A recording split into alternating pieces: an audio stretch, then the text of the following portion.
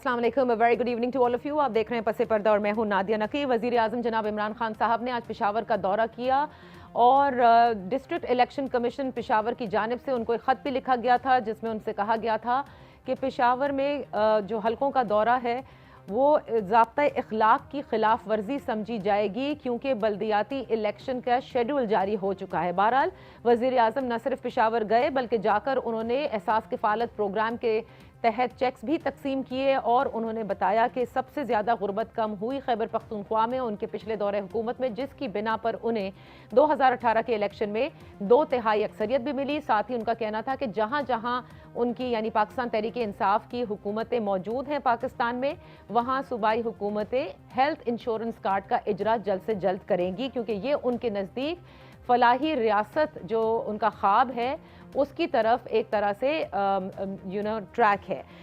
दूसरी जानब आपको ये भी बताते चलें कि ट्रांसपेरेंसी इंटरनेशनल पाकिस्तान ने करप्शन और गवर्नेंस के हवाले से एक रिपोर्ट का इजरा किया है। इस रिपोर्ट के मुताबिक पहले नंबर पर करप्शन में पहले नंबर पर जो महकमा आता है वो पुलिस है और दूसरे नंबर पर अदलिया है।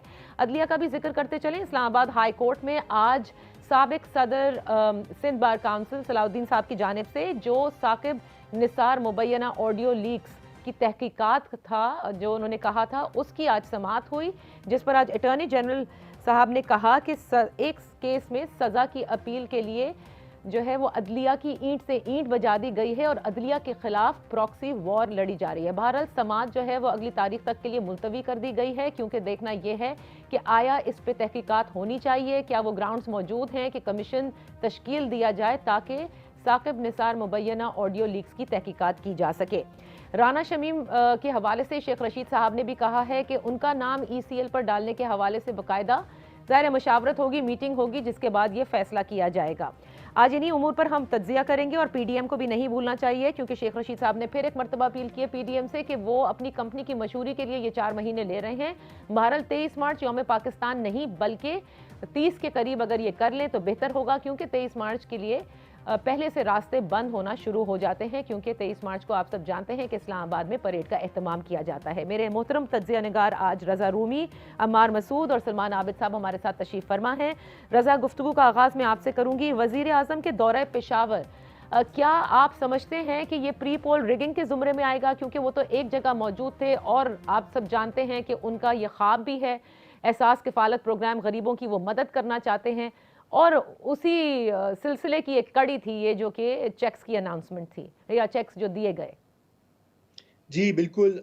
देखिए, बात यह है कि एहसास प्रोग्राम जो है वो जारी है और वो एक बड़ी अहम इंटरवेंशन है, ख़ुसूसन जो महंगाई और बेरोज़गारी की वजह से लोगों का हाल हुआ हुआ है और यकीनन वज़ीर-ए-आज़म और उनकी पार्टी को वो अपना काम करना चाहिए। लेकिन चूँकि बल्दियाती इंतख़ाब का इनेकाद वो हो रहा है और इलेक्शन कमीशन की तरफ से बड़ी एक वाज़ेह चीज़ सामने आई है, तो उसका एहतराम तो लाज़िम है, चाहे वो वज़ीर-ए-आज़म हो या उनके हवारी हों, उनके वुज़रा हों, उनकी पार्टी के दीगर लोग हों। ख़ुसूसन वज़ीर-ए-आज़म का ओहदा इस चीज़ का मतक़ाज़ी है कि वो इस तरह की सियासी जो है इंटरफेरेंस से दूर रहे क्योंकि जब तक हम इस तरह की रिवायात पे अमल नहीं करेंगे तो कैसे हम मुनसिफ़ाना इलेक्शंस का जो एक बहुत बड़ा गोल है राइट। जो कि नहीं पूरा हो सका उसको हासिल कर सकेंगे।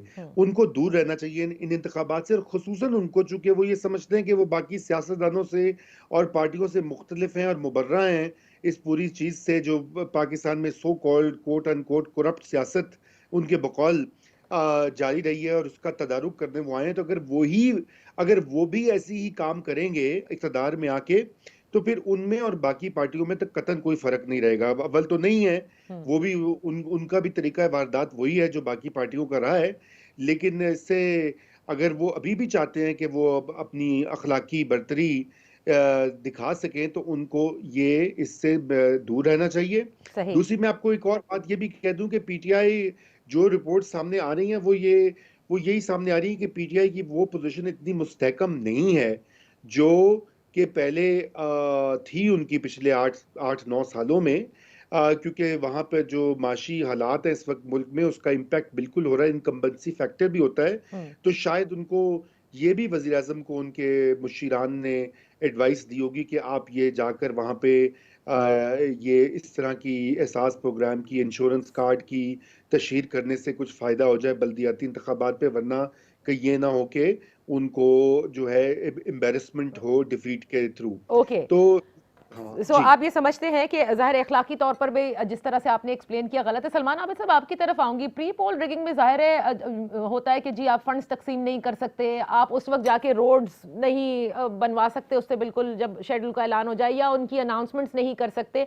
लेकिन एक ऐसे माहौल में जहां रज़ा ने कहा कि महंगाई भी है, लोग थोड़े परेशान भी हैं पूरे मुल्क के, उन्होंने आज खुद भी जिक्र किया, ऐसे में जब आप चेक्स तकसीम करेंगे, आप कहेंगे health insurance up to 10 lakh और दीगर प्रोविंसेस में भी दी जाएगी, और वहाँ पर जाहिर है खैबर पख्तूनख्वा के वज़रा, चीफ मिनिस्टर सब वहाँ पर मौजूद भी थे, तो ये प्री पोल रिगिंग है या नहीं?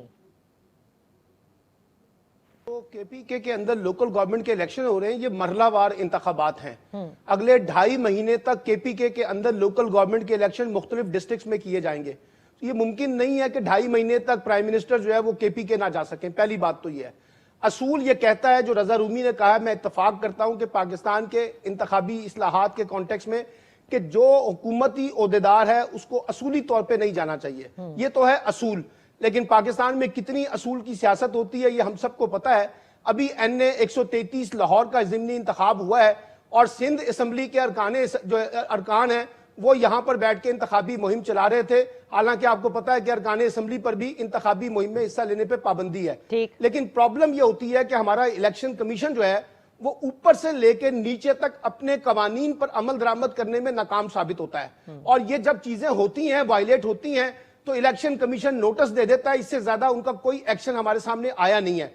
इसलिए मैं ये समझता हूं कि चाहे वो केपीके के अंदर हो रहा हो, पंजाब में हो रहा हो या किसी और सूबे में हो रहा हो, अनफॉर्चुनेटली हमारी इलेक्शन कमीशन की जो रिट है वो बहुत कमजोर है और वो उस तरह से चीजों पर इन्फोर्स नहीं कर पाती जिस तरह से उसको करना चाहिए। अच्छा। उसका फिर फायदा जो है वो हुकूमत भी उठाती है और अपोजिशन जमातें भी उठाती हैं। ये हमने हर जगह पे देखा है। अभी बाई इलेक्शंस हो रहे हैं, आपने देखा गुजरांवाला में जब डस्का में इलेक्शन हुआ था तो अरकान असम्बली भी धड़ाधड़ बिल्कुल सही। लेकिन यहाँ बात पाकिस्तान तहरीक इंसाफ और खुद वजीर आजम की है, जो मुनसिफाना शफाफ इलेक्शन करवाना चाहते हैं और एडमेंट हैं कि ईवीएम के थ्रू होंगे।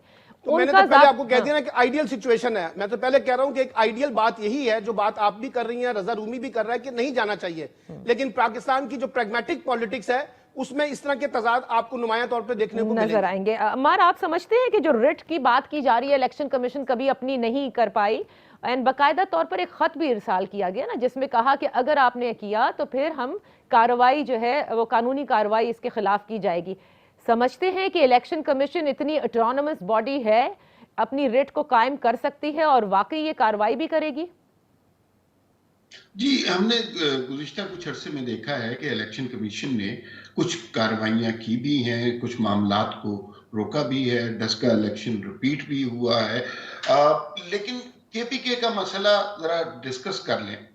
उसमें मतलब ये पीटीआई का हब है, कला है सियासी। पीटीआई की सियासत ने यहीं से जन्म लिया, यहीं से फरोग पाया और फिर इन्होंने 5 साल केपीके में हुकूमत की। उसके बाद अब ये पूरे मुल्क में हुकूमत कर रहे हैं। केपीके में 8 साल हो गए हैं तहरीके इंसाफ को हुकूमत करते। जो वहां पे सर्वेज आ रहे हैं या यहाँ पे मकामी सहाफ़ी जो बात बता रहे हैं कि तहरीके इंसाफ का अब काफी बुरा हाल है। अगर बल्दियाती इंतखाबात में इन्हें शिकस्त होती है तो ये इनके कले की बहुत बड़ी दीवार ढह जाएगी। और इसके लिए ये डेस्परेट मेयर्स में से एक मेयर था कि वजीर आजम इलेक्शन कमीशन के नोटिस के बावजूद पेशावर चले गए, वहां पे उन्होंने चेक्स तकसीम किए जो कि कवायद और ज़वाबित की सरीहन खिलाफ वर्जी है। सही। हमें ये समझना चाहिए कि सलमान आबिद साहब ने भी फरमाया कि ये जो जमात हमारे यहाँ कवायद और ज़वाबित को उस तरह फॉलो नहीं किया जाता और ये खुसूसन दुरुस्त है पीटीआई के हवाले से। मुझे यूं लगता है कि ये समझते हैं कि कवानीन इनके लिए नहीं बने, आइन इनके लिए नहीं बना, जो असूल ज़ाब्ते हैं वो सिर्फ अपोजिशन के लिए हैं, दूसरी सियासी जमातों के लिए हैं, इन पे कोई चीज लागू नहीं होती। वरना जो जो इनका बयान है उसके बरखिलाफ हर वो ये काम करते हैं। आप करप्शन की बात कर लें, आप इलेक्शन में धांधली की बात कर लें, आप ऑफशोर कंपनीज की बात कर लें, आप फंड फंडिंग की बात कर लें, आप इलेक्शन कमीशन को गाली गलौज का निशाना बनाने की बात कर लें, आप अकरबा परवरी की बात कर लें, ये सब कुछ इनके लिए जायज है, लेकिन किसी दूसरी जमात के लिए जायज नहीं। एक लम्हे को तसव्वुर कीजिए कि अगर इस वक्त कोई और जमात, पीपल्स पार्टी या नून लीग केपीके में हुकूमत में होती और को नवाज शरीफ या आसिफ जरदारी वहां पे दौरा कर लेते तो पीटीआई का क्या रिएक्शन होता।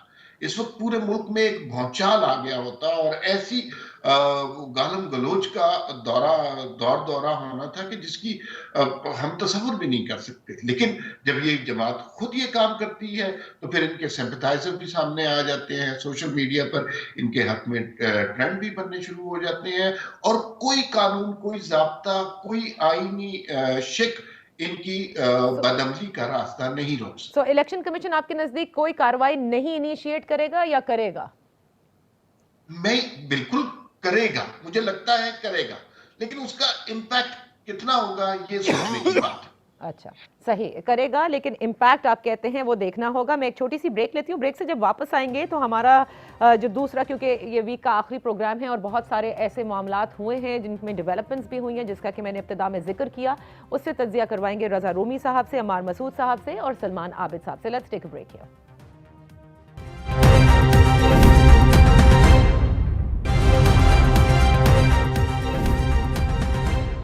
Welcome back. Islamabad high court में साकिब निज़ार मुबैना ऑडियो लीक्स के हवाले से जो तहकीकात का मुतालबा, उसकी आज समाअत हुई। रज़ा, आप जानते हैं कि इस्लामाबाद हाई कोर्ट ने इसको वफाकी हुकूमत की तरफ डायरेक्ट किया था कि वो बताएं कि वेदर दिस इज़ काबिल समाअत और नॉट।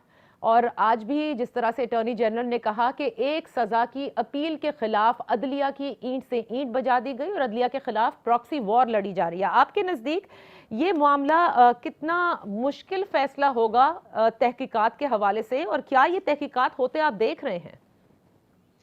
देखिए, उन्होंने अटॉर्नी जनरल ने ये कहा, और आपको पता है कि हुकूमत का मौक़िफ़ बड़ा वाज़ेह है। वो मुकम्मल तौर पर जो है साबिक चीफ जस्टिस उनकी हिमायत भी कर रहे हैं, क्योंकि ज़ाहिरी बात है उनके फ़ैसले और उनके अहकामात के बायस जो है ये हुकूमत बरसर इक़्तिदार में आई है। इमरान खान साहब का रास्ता ही क्लियर ना होता है, क्योंकि ये ना भूलिए कि वही सुप्रीम कोर्ट थी जिन्होंने उनको, इमरान खान साहब को सादिक और अमीन डिक्लेयर कर दिया था, जबकि उनके सबसे बड़े सियासी हरीफ को नाअहल कर दिया था और इकामा को इस्तेमाल करते हुए डिसक्वालिफाइड फॉर लाइफ कर दिया था। यानी कि अजीब व गरीब सज़ा दी गई थी। मेरे ख्याल से ये भी, इस पर भी एक अलग आप कभी शो कीजिएगा कि इस तरह की डिसक्वालिफिकेशन उम्र भर के लिए होती या नहीं होती। तो ये उनका ये मामला यहाँ थमेगा तो नहीं। उसकी वजह यह है कि मुख्तलिफ औकात पे जो शवाहिद या मुबैना शवाहिद जिनकी तहकीकात होनी ज़रूरी है एक आज़ादाना कमीशन के थ्रू, वो अब आ चुके हैं रिकॉर्ड पर। और अब अदालतें जो हैं वो इस चीज़ से नहीं पहलू तही कर सकती कि उनकी बाकायदा तहकीकात ना करवाएं, आज़ादाना कमीशन से उनकी जांच पड़ताल ना करवाएं, क्योंकि जो फैसले किए गए थे 2017 से और 18 और 19 में, अब उन फैसलों के ऊपर बहुत से सवालात उठ गए हैं। और ये अदलिया की खुद अपने मफाद में, हुकूमत को छोड़िए, नून लीग को छोड़िए, ये अदलिया की अपनी साख के लिए ज़रूरी है कि वो अपना नाम क्लियर करें, क्योंकि माजी में भी इस तरह के इल्ज़ामात लगते रहे हैं, लेकिन माजी के हालात फ़र्क थे। माजी में सोशल मीडिया नहीं होता था, इतने ज़्यादा टीवी चैनल नहीं होते थे, खबरें बड़ी देर से पहुंचती थीं। वो चीफ जस्टिस या जज साहिबान 8-8 10-10 साल के बाद इंटरव्यू में आकर या कोई किताब लिख के तो वो इतराफ़ करते थे, जी हमसे गलत फैसला हो गया या हम पे दबाव था। अब तो हालात ही बदल गए हैं। यानी तो तहकीकात करानी पड़ेंगी, आपको लगता है कि this is how it is going to?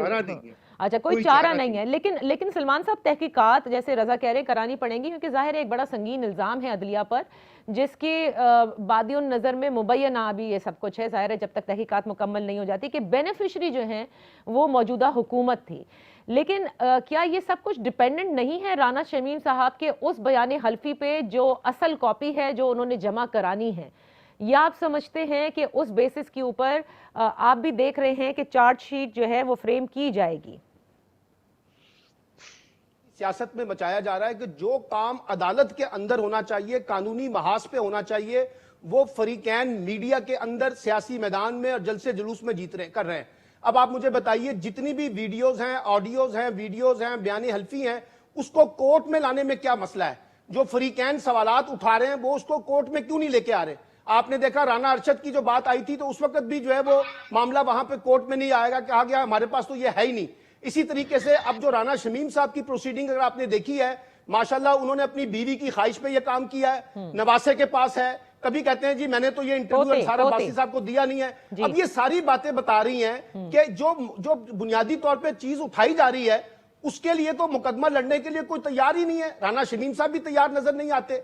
तो मैं ये समझता हूं कि बुनियादी तौर पे इसमें जितने भी फरीकैन है, चाहे उसमें हुकूमत है, चाहे उसमें अपोजिशन है या बराह रास्त कोई फरीक है, सारा का सारा एक चीज को पॉलिटिसाइज करना है। और वाकई ये बात बिल्कुल दुरुस्त लगती है कि जुडिशरी के ऊपर दबाव डाला जाए और जुडिशरी से फिर अपनी मर्जी के फैसले भी करवाए जाए। अगरचे मैं समझता हूं कि अगर आप ये कह रहे हैं कि आप ये कहते हैं कि अटॉर्नी जनरल ने जो आज बात कही है कि अदलिया के खिलाफ प्रॉक्सी वॉर लड़ी जा रही है और अदलिया की ईंट से ईंट बजा दी गई, ये सब सोचे समझे मंसूबे के तहत किया जा रहा है। आपके सामने जिस तरीके से चीजें आ रही हैं, मसलन मुझे बताइए, ये जो सारे के सारे हमारे जर्नलिस्ट राना शमीम साहब को बड़ा मुकद्दस बना के पेश कर रहे थे चंद दिन पहले, अब जरा पूछ लेना कि राना शमीम साहब ये मुकदमा लड़ना क्यों नहीं चाहते, लेकिन क्यों नहीं वो बयानी हल्फी जमा कराना चाहते। लेकिन एक दूसरा साइड जो है वो साबिक चीफ जस्टिस साकिब निसार को भी मुकद्दस बनाकर पेश करती है। सर मैं सबको ही कह रहा हूं, मैंने तो आपको पहले कह दिया, चाहे उसमें हुकूमत है, चाहे अपोजिशन है, चाहे उसमें बराह रास्त कोई बाकी फरीकैन है, सारे लोग कानूनी महाज पे लड़ना नहीं चाहते, वो इसको मीडिया शो के अंदर पॉलिटिसाइज करना चाहते हैं ताकि अपने अपने पॉलिटिकल स्कोर जो है वो एक दूसरे के खिलाफ कर सके। सही। तो लेकिन राना शमीम साहब ने, आपको याद होगा सलमान साहब जो तहरीरी जवाब दिया है उसमें उन्होंने कहा है कि वो साकिब निसार साहब का सामना करने को तैयार हैं। अब वो जो ओरिजिनल बिला ले ना, वो जुडिशरी बिला ले, लेकिन पहले उससे पहले कम से कम राना शमीम साहब वो बयानी हल्फी तो जमा कराए ना, वो तो बताएं कि अदालत को वो बयानी हल्फी है क्या। सही। अच्छा, जो बात आप कह रहे हैं कि ये एक तरह से पॉलिटिसाइज किया जा रहा है मामले को, अमार नून लीग जो है या शरीफ फैमिली हमें थोड़ी डिस्टेंट नजर आ रही है, या इस केस के हवाले से उन्होंने ज्यादा बात नहीं की। कल जो कुछ हुआ उस पर भी हमने उनके बयानात नहीं देखे। क्या आप समझते हैं कि ये मसला उनके लिए उल्टा साबित होगा जैसे कि हुकूमत कहती है? नहीं, बिल्कुल ऐसा नहीं होगा। मेरे ख्याल में वो अदालतों को अपना काम करने देना चाहते हैं, शायद इसी वजह से बहुत ज्यादा इस पे पॉलिटिकल कैंपेनिंग नहीं की गई। दूसरी बात ये है कि देखिए, बात ये है कि हमें अदालतों से इंसाफ दरकार होता है, हमारा तकाजा इंसाफ का।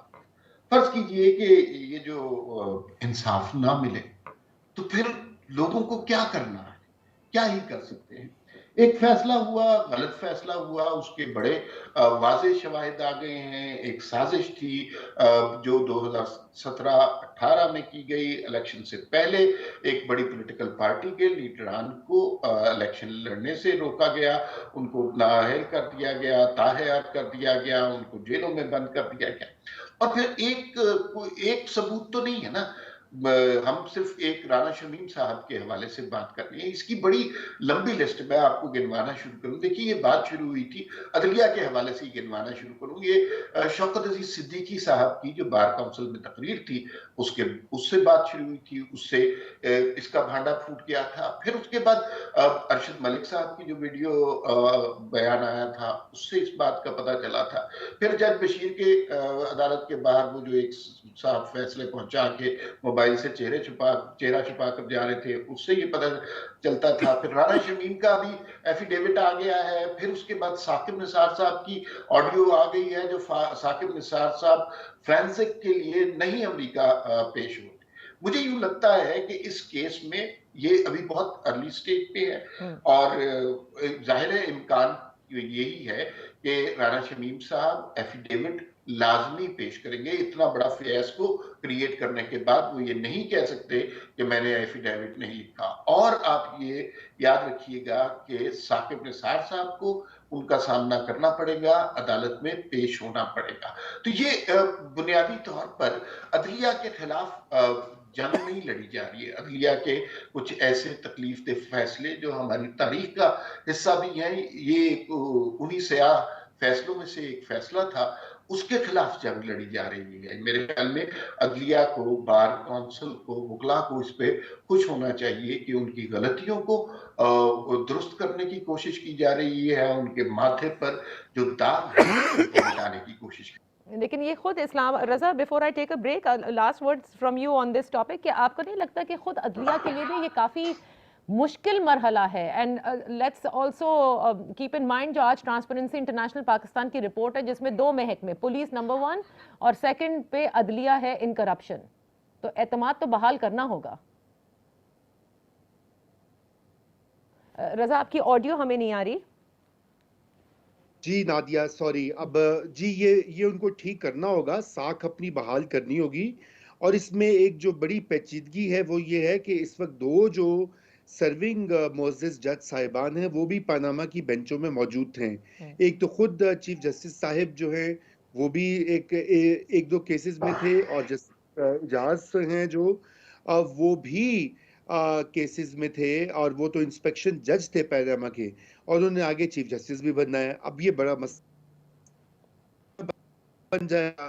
फिर वो ये भी सवाल उठेगा कि उनकी जो थी उस वक्त निगरानी, उसके ऊपर भी लोग बातें तो करेंगे, किसी की जबानें आजकल तो नहीं बंद होती। तो ये एक पेचीदा मामला है। बहरहाल इससे कताए नजर, क्योंकि देखिए यहाँ पे अफराद की बात नहीं हो रही, यहाँ पे इदारे की बात हो रही है। और अगर मुल्क में एक इदारे से अवाम का एतमाद कम होता है या उठता है तो वो रियासत के लिए भी अच्छी चीज नहीं है, सोसाइटी के लिए भी अच्छी चीज नहीं है।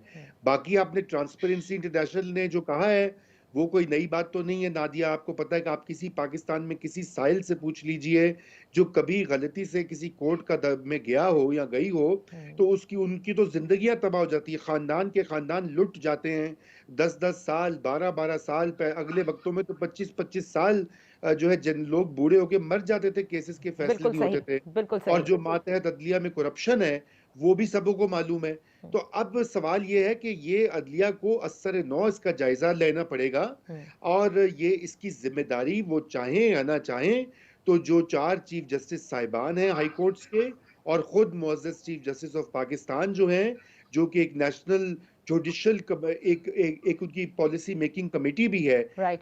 जो कि मिलती है, ये उनका मैटर है। उनको एक हंगामी इजलास तय करके ये ठीक करना होगा। मगर मसला ये है कि यहाँ पे सभी लोग कंप्लेसेंट हो जाते हैं। जब वो ऊपर टॉप पे पहुंचते हैं वो कहते हैं जी मेरा तो इतना टाइम है, मैं अपना टाइम जरा खामोशी से गुजार लूं, अगले आने वाले देख लेंगे। तो ऐसे नहीं होना चाहिए। ऐसे जी नहीं होना चाहिए। मैं एक ब्रेक ले रही हूँ, ब्रेक से वापस आकर बहुत कुछ कहा जा रहा है पीडीएम के हवाले से भी, देखते हैं हमारे मोहतरम मेहमान क्या कहते हैं। पीडीएम जिसे कहा गया है कि इस कंपनी की मशहूरी, शेख रशीद साहब कहते हैं 4 महीने के बाद तारीख तय कर ली जाए। क्या सही वक्त है? क्या पीडीएम टाइमिंग मिस कर चुकी है? What is it? Right after this very short break.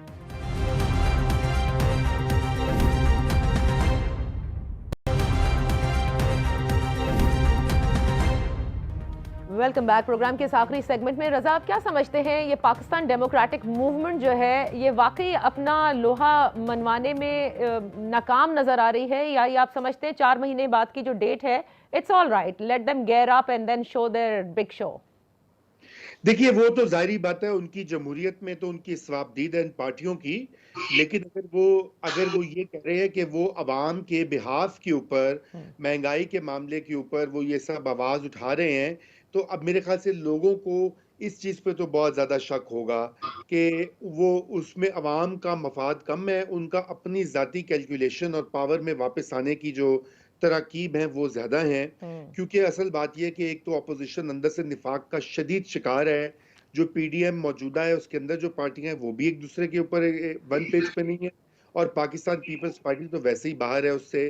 तो इसलिए यहाँ पे खिचड़ी सी पक गई हुई है, और ऑपोजिशन भी इंतहाई मायूस है। लोग हुकूमत पर तनकीद करते हैं, मेरे ख्याल से ऑपोजिशन खुद उसके ऊपर बड़े सवालिया निशान है, क्योंकि वो भी ना अहलियत अपनी जो है ना बार बार उसका सबूत दे रहे हैं कि वो किसी काबिल नहीं है, क्योंकि वो भी डिपेंडेंट है कि उनको कब इस्टेब्लिशमेंट से इशारा मिले, बत्ती जो है वो सब्ज हो, और फिर वो अपने इस्तीफे करें या लॉन्ग मार्च करें।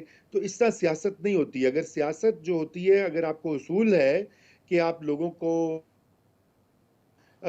खुशहाली उनकी फलाह के लिए आप आवाज उठाकर कुछ कर रहे हैं, तो फिर आप ये नहीं देखते कि इससे क्या हासिल होगा, इन हाउस चेंज होगी, इमरान सही। खान निकलेगा कि नहीं निकलेगा। सियासत सियासत होती है, लेकिन यहाँ पे सियासत जो है वो प्योरली एक म्यूजिकल चेयर्स का नाम बन चुकी है सही। कि जी कब वो म्यूजिक ऑन होगा वहां से जहां से होता है, और कब हम घूमना शुरू करेंगे और हमें चेयर मिल जाएगी। तो हाँ, मेरे ख्याल से इस वक्त जो है ये एक बहुत बड़ा यही जो उनकी क्रेडिबिलिटी के ऊपर एक सवालिया निशान है, और निशान। अवाम देख रहे हैं, और अवाम यकीनन बाशऊर हैं आज के। अवाम बाशऊर हैं। सलमान आबिद साहब, इससे तो ये हम समझें कि ऑपोजिशन जो है, चाहे वो पीडीएम की हो या फिर पीपल्स पार्टी हो, सबकी नजरें इस वक्त स्टैब्लिशमेंट के उस ग्रीन फ्लैग की तरफ हैं कि किसकी तरफ ये इशारा होगा और फिर वो अपनी सियासत कर सकेंगे। राइट? ये जो वोट को इज्जत दो की तहरीक थी ना, और पार्लियामेंट को मजबूत करो, एस्टेब्लिशमेंट को की सियासी मुदाखलत खत्म करो, वो अब आ गई है महंगाई मार्च तक। और महंगाई मार्च आपको पता है 2 महीने पहले भी एक महंगाई के मुजाहरे हुए थे, और सबको पता है 200-200 400 लोगों ने मुजाहरे किए थे, उनकी मरकजी लीडरशिप आई नहीं थी। अब इसलिए मैं ये समझता हूं, जैसे रजा रूमी ने भी कहा है, अपोजिशन बुनियादी तौर पे अब 2023 की बस में सवार हो चुकी है, ठीक है। और वो 2023 के इंतखाबात के लिए तैयारी कर रही है और इस्टेब्लिशमेंट से अपना अपना हिस्सा मांगने की कोशिश कर रही है। माशाल्लाह शहबाज शरीफ साहब भी जहां पर राब्ते में है सबको पता है, बिलावल साहब भी कहां पर राब्ते में सबको पता है। तो इस वक्त जो पॉलिटिक्स हो रही है वो बुनियादी तौर पे 2023 के इंतखाबात के तनाजुर में अपना अपना पॉलिटिकल हिस्सा जो है इक्तदार की पॉलिटिक्स में, उसमें एक राह हमवार करने की कोशिश की जा रही है। और खकान अब्बासी साहब तो माशाल्लाह कह चुके हैं ना कि अगर इस्टेब्लिशमेंट इमरान खान का साथ ना दे तो तब हम तहरीक एतमाद में लेके आएंगे, यानी इसका मतलब है कुछ नहीं लाएंगे। दूसरी एक बड़ी इंपॉर्टेंट बात है कि सलमान साहब, लेकिन आपकी बात से फिर और रजा की बात से भी तो ये इंपॉर्टेंट है कि आप भी ये समझते हैं सलमान साहब कि सारा अमल दखल सियासत में फिर स्टैब्लिशमेंट का ही होगा, चाहे वो 23 के इलेक्शन हो या उसके बाद के हो। ये कोई आज का अमल दखल है? 1970 से शुरू हो जाए पाकिस्तान के अंदर, अगर स्टैब्लिशमेंट के रोल को देखना है आपने। सवाल ये है कि अगर आप सियासत करना चाहते हैं तो आप क्यों जाकर गेट नंबर 4 की तरफ जाते हैं, और क्यों आप जाकर उनसे उनकी बैसाखी इस्तेमाल करते हैं? आप आए ना अवाम के अंदर, अवाम से वोट मांगे ना, आप कहें हम अवाम की सियासत करना चाहते हैं। आप लॉन्ग मार्च की बात करते थे, अब आप देखिए अगर सड़कों पे सियासत होती तो फिर नवाज शरीफ का, मरियम नवाज का, फजलुर रहमान का रोल होता, लेकिन शहबाज शरीफ ने तो बिलावल भुट्टो के साथ मफाहमत करके सारी पॉलिटिक्स जो है वो पार्लियामेंट के अंदर ले गए हैं। अच्छा। तो इसलिए अब सड़कों पे तो सियासत नहीं हो रही, और ना मुस्लिम लीग नून ने इस्तीफे देने हैं, और ना जो है वो कोई लॉन्ग मार्च होने जा रहा है। महंगाई मार्च करें, ये उनका राइट है, जितना मर्जी शोर मचाएं, हुकूमत पे दबाव डालें, अगर अच्छा। आवाम को रिलीफ मिल सकता है तो जिंदाबाद अपोजिशन। मेरे- लेकिन सबकी इस वक्त सियासत जो है वो नए इंतखाबात की तरफ है। आपने गेट नंबर 4 का जिक्र किया, तो बिलशमूल पाकिस्तान तहरीक इंसाफ की नजरें भी उसी गेट पर जी हैं। जी, सारे पाकिस्तान की सारी सियासी जमातें जो हैं माशाल्लाह जाती उधर ही हैं, उधर ही हैं। जिनके खिलाफ ये जद्दोजहद करने की बातें करती हैं। अच्छा, अमार, आप कैसे देख रहे हैं पीडीएम में? आप क्या मायूस हैं जिस तरह से पीडीएम ने स्टार्ट किया और उसके बाद जहां ये आज खड़े हैं? देखिए, पीडीएम के बड़ा अच्छा सवाल है आपका। पीडीएम के कुछ समरात भी हासिल हुए हैं और कुछ मुज़मिरात भी इसके हैं। मुज़मिरात पहले डिस्कस कर लेते हैं। ये जो अभी लॉन्ग मार्च के हवाले से लोग यकीनन मायूस हुए हैं, और मायूसी इस बात की है कि अगर एक हुकूमत डिलीवर नहीं कर रही तो अपोजिशन का फर्ज बनता है कि वो तहरीक अदम एतमाद लाए, उस हुकूमत को चलता करे, आवाम के पास जाए। लेकिन जो 4 महीने का डिले आ गया है उससे लोग मायूस हुए, और फिर 4 महीने के डिले के बाद तकरीबन 4 साल पूरे होने वाले होंगे इस हुकूमत के। 5वां साल जो है वो इलेक्शन की तैयारी का साल होता है। सलमान आबिद साहब बिल्कुल दुरुस्त फरमा रहे थे कि सारे इलेक्शन मोड में चले गए। जो इंफॉर्मेशन मेरे पास जरा सी बाकी फाजिल दोस्तों से डिफरेंट है कि राब्ते भी, यहाँ तक भी बात दुरुस्त है, ये राब्ते भी हो रहे हैं और मामला तय भी हो रहे हैं, कुछ लेन देन की बात भी हो रही है, ये बिल्कुल दुरुस्त बात है। जो कुछ पेशकश की जा रही है मेरी इत्तला के मुताबिक नवाज शरीफ साहब उससे मुत्तफिक नहीं है, और उसकी वजह बदएतमादी की फजा है जो माजी में हमारे यहाँ रही है, और उसमें नवाज शरीफ को कम से कम 2 दफा सरीहन धोखा दिया गया है। एक दफा कारगिल के जमाने में, एक दफा उससे पहले। तो वो अब अगर आपको कोई चीज कही जाए और उस पर आप एतबार ना करें तो आपको कुछ ना कुछ पहले प्रूव करना पड़ेगा। जो डिलीवरी की बात हो रही है बाकी लोग किसी और एंगल से डिस्कस कर रहे हैं। मेरे ख्याल में डिलीवरी इस वक्त एस्टैब्लिशमेंट को करनी है, सियासी जमातों को नहीं करनी। उसकी रीजन ये है कि ये मुल्क जिस माशी बदहाली का इस वक्त शिकार है, अगर कोई तब्दीली ना आई, कोई चेहरा ना बदला, तो लोगों की उंगलियां उनकी तरफ उठेंगी और उठ रही हैं जो इमरान खान को लाए हैं। तो उनके लिए तो अमार, जो आप कह रहे हैं, आई थिंक अमार का राब्ता जो है वो फ्रीज हो गया है, और मेरे आखिरी 10 सेकंड्स थे। आई सो वांटेड टू आस्क हिम कि क्या प्रूफ है जो मांगा जा रहा है, या जिससे वो मुतमईन हो जाएंगे और फिर वो वोट की इज्जत भी बरकरार रहेगी। बहरहाल इट्स टाइम टू से गुड बाय। इंशाल्लाह फिर आपकी खिदमत में हाजिर होंगे। Thank you so much for joining us. अपना ख्याल रखिएगा। अल्लाह हाफिज।